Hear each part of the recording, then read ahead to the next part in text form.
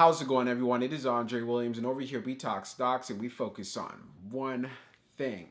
Always protect your profits. And today we're going to be talking about Mullen, which was down almost 10% on the day. I know I was telling you guys to make sure you're protecting your profits in yesterday's video. Look out for those key levels. We reached them. Now, many people are asking, what do I see the stock doing tomorrow? I won't waste any more time. Let's jump into the agenda. If you're new to this channel, I just want to let you know we have timestamps down below inside the description. But if you're a shareholder, you're thinking about taking a position, I highly suggest you watch this full entire video. So the first thing we're going to go over is the technical analysis. We're going to be taking a look at the overall price action. We want to know support, we want to know resistance, we want to know what it looks like in the bearish case scenario and as well as in the bullish case scenario. And then we're going to go on Fintel, taking a look at the short interest information. The reason why this is important because it does have an impact on the way the stock performs. And then we're going to be taking a look at the order flow distribution. We want to know the buying and the selling behavior on the retail side and as well as on the institutional side. And then when all of that is done, we'll be going into the final thoughts and as well as some more details. So let's get to it. So we're going to do a technical analysis from Mullen. Let's see how it performed on the day. So it ended up closing at $1.02, being down 9.73%.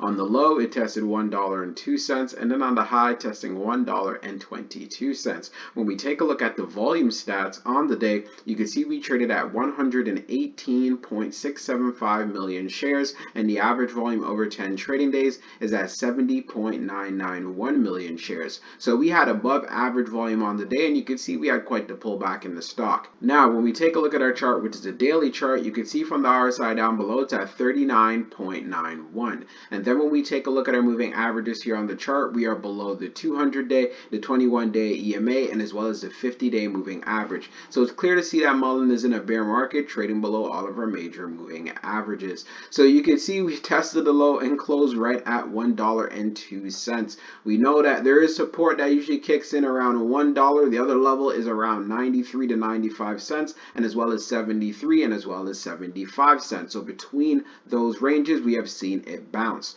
So one of the reasons why we ended up having this selling pressure, you guys already know already. The CEO didn't come out with more details. We'll talk about that further in the final thoughts. But outside of that, as far as for these technicals, it is definitely looking bearish right here. You can see we've been dealing with a good amount of selling pressure and just continuing to form lower lows as well. And since we do have price action below the 21-day EMA and the 50-day moving average, this is not the best of signs you want to see. Instead of having the 50-day falling through the 21-day EMA, we want to see a turnaround, and in order to see that, Mullen would have to make a move to $1.26. So that's where we could start turning things around and then seeing where it would go from there. But in the meantime, if we continue to have selling pressure going into Friday, then we could see this stock start trading in the 90-cent range very quickly.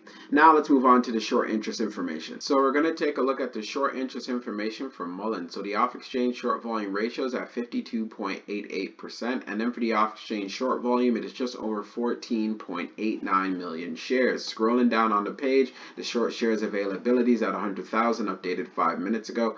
And then for the short vol fee rate, it is at 38.33%. When we take a look at the history of the short volume, we can see for the close of the 28th, it was at 34.79. And then for the close of the 29th, being at 52.88. And then when we take a look at the short interest percentage of the float being at 11.40%, it is definitely creeping up there. So that's why this play needs a strong catalyst and some buying volume to move it up. Now let's go on to the order flow distribution. Now let's take a look at the order flow distribution from Mullen. So we see on the inflow it's at 18.94 million, and then on the outflow it's at 20.55 million. So we had an outflow day. Taking a look at the breakdown, on the large it was 5.04 million, on the medium it was 9.67 million, and then on the small it was 4.23 million. Taking a look at the outflow side, you can see on the large it was 8.22 million, on the medium it was 9.19 million, and then on the small it was 3.14 million. Taking a look at the large scale orders in the last 5 days, you can see for today, June the 30th, we had that outflow of 3.18 million. Analyzing the numbers even further for the small scale orders that tend to represent the retail side, you can see that we had more buying than we had selling. And then when we take a look at what happened on the medium, we had more buying than we had selling. And then for the large, it represents whales, institutions, and funds, we had more selling than we had buying. And then when we take a look at the turnover ratio, it was at 25.49%. So there was a volatile day for Mullen, and there was a lot of disappointment among investors as well. I'll talk about it further in the final thoughts, so let's get into it right now. So for my final thoughts for Mullen, before I start talking about the price action, so it was a disappointing day because the CEO did not give an update in regards to the Fortune 500 company. So of course this disappointed a lot of investors, and they ended up selling out of their positions, and that's why we saw a lot of selling pressure in the stock. Now, when we talk about the price action, the first thing that I want to bring up to you guys, in yesterday's video, I told you, move up your stops, especially the people that ended up buying up shares when it pulled back to $1 and then made a move further up. I was looking for it to get to the 21-day EMA.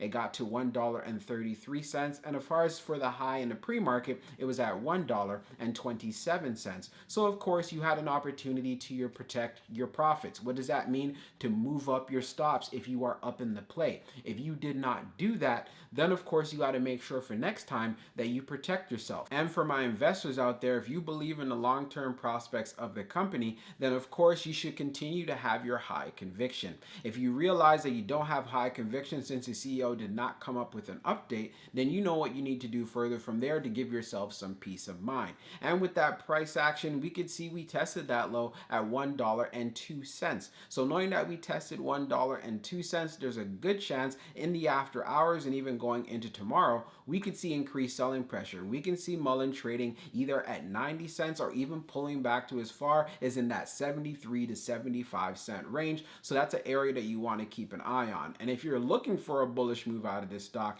it needs to get back above the 21-day EMA or at least get back above $1.20. Also, when we went on Fintel, taking a look at the short interest information, we can see there's even more shorts vested in this play. I'm not surprised about that whatsoever. They got the perfect opportunity to do that today. All Mullen discussed about was that, you know what, we got a strong balance sheet with $61 million in cash, and we already know where that cash came from, again through equities, and you guys know about the offerings and all that. But I also want to bring up another point. Remember when I was talking about we are in some volatile markets, we are in a high inflationary environment, and when it comes to the companies who are not making money, those are going to be the most risky plays to be in. Hey, Mullen is a perfect example of that. So that's why if you are inside of this play, you must have a strategy before buying in. You just don't want to buy the stock and just hope for it to go up. And if you are up in the play, all I just have to say is protect those profits. All you need to do, if you bought in at $1, the moment it got to, let's say, for example, $1.15,